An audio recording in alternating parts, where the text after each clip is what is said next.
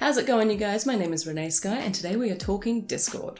I just want to clarify to start off with that this isn't a technical guide to setting up a server. I'll pop some resources for that down in the description below. We're going to be talking about the people aspect, the community aspect. We're going to be talking about what makes your server a place where people want to join, stay, and hang out.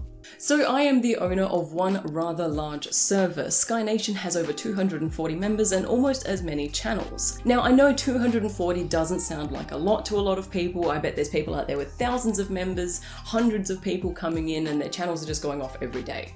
This is fine. This smaller, tight-knit community is what I set out to create, and I could not be happier with the direction that Sky Nation has taken.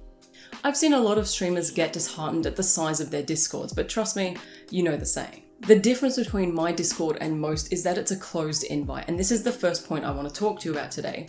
The difference between a closed and an open invite is drastically going to change the kind of person you get joining your community. So throughout my journeys as an author and as a streamer, I found that adding steps to things is going to kind of weed out the people who aren't really there for the right reasons. Stop them from entering your giveaway, stop trolls from getting into your Discord server, just add extra steps. The closed Discord invite means that people can only get an invite while I'm streaming and only if they specifically ask from a moderator. This closed invite means that Sky Nation has grown very, very slowly. Only people who actually want to be part of the Discord have asked for an invite, hence why we're sitting at 240 members after a year, I think, of operation.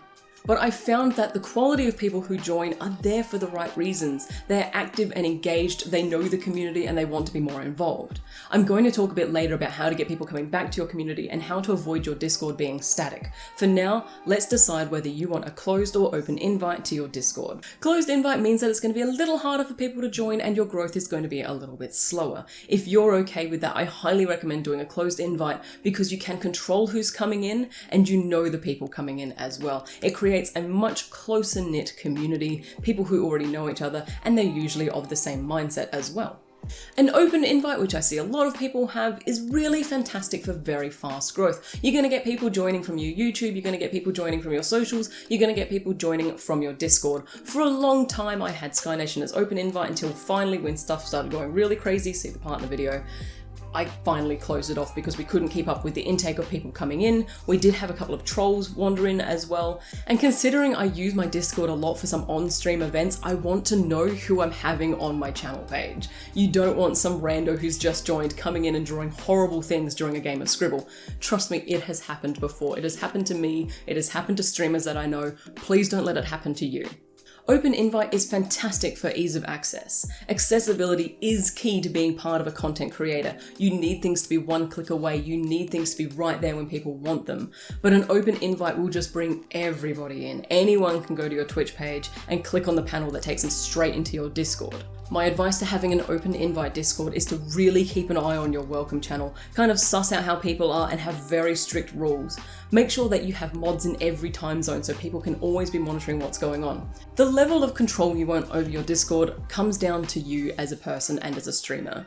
For me, I'm fairly strict on making sure that it's a place where everyone is comfortable, where people feel safe and secure, and very just open with sharing things going on in their lives. If you guys weren't aware, my Twitch page and basically my whole persona is built around mental health and making sure that people feel comfortable with expressing how they're feeling in their day-to-day lives and any struggles that they're going through as well. I'm really passionate about creating a safe place for people, and that does for me mean a closed invite. I want to know who's coming in. I want to know who we're getting to know better on a personal level. But an open invite means that more people can join, and if that's what you're about, go ham. Honestly, just be wary, use your caution, get some mods. How to get people coming back to your Discord is the big key. I've had a lot of people say, hey, I've got a Discord, people are joining it, but no one talks. This is fine. You've basically got a room full of people coming in who don't know each other and are kind of all just standing around awkwardly like you did at that middle grade party. What you need as the content creator, as the server owner, is to make people feel welcome and to make people feel comfortable. A Discord community is a large time sink, but you can make it a lot of fun as well. Think of your server like a garden. A garden takes time to grow, especially if it's closed invite, and you always have to be tending it just here and there. A good gardener isn't in all the time, ripping up plants, deleting channels, adding new channels, moving things around. That's going to make people feel really unstable and insecure. A good gardener is there every day, just tending to it slightly, tweaking things here and there, and just making sure that everything's going smoothly. Keep an eye on all your channels. If someone has written somewhere, reply to it. And if someone has written something and you don't really know what to say to it, react to it. You have to be present in your Discord community for people to feel like they have a connection with you. And that's why they're joining. A lot of the time people aren't joining just to get exclusive access to servers or to game nights or anything, they want to get to know you. And I've said this before, having a personal connection with your audience is the main benefit of being a live streamer. Netflix can't do it, YouTube can't really do it, but a streamer, you are there in real time. These people can get to know you and they want to, so let them. Do this through your Discord community.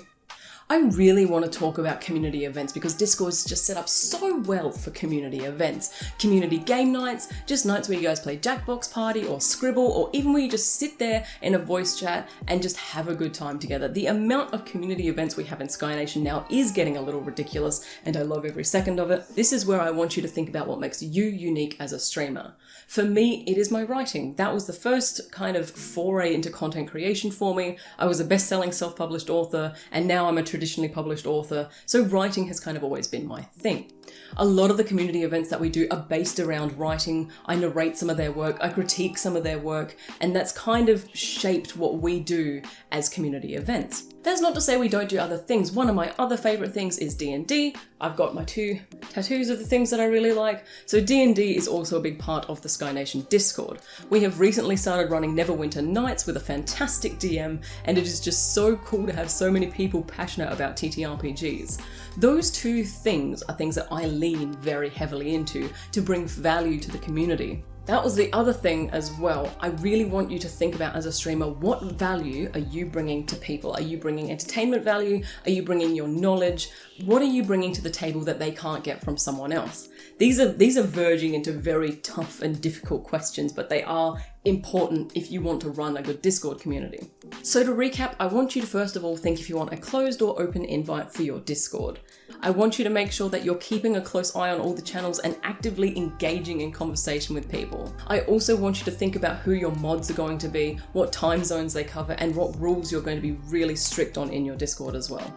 Your Discord community is going to become the backbone of your Twitch streaming. People in there are going to come and watch you stream, and return viewers are key to becoming a successful streamer. If there's anything I've missed about creating a Discord community, let me know down in the comments below. Otherwise, I will see you guys on Twitch on Monday, Wednesday, or Saturday, playing some Bannerlord or Shadow of Mordor or Mountain Blade or whatever we're in the mood for. Also, I just want to say a massive thank you to my Patreons, especially 9Baz and Barnard Madness, for your incredibly generous pledges. I really appreciate that, you guys. Don't forget, we also have Sky Nation merch now available at spreadshirt.com. If you'd like to get some of yours, I'll pop a link down in the description below. Thank you so much for watching again. Let me know if I missed anything down in the comments, and I'll see you on the next video. Have a good evening. Bye-bye.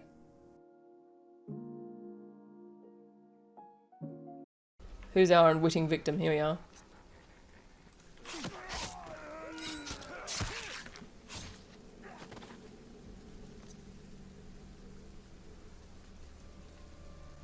Oh, that's really fun. Whee!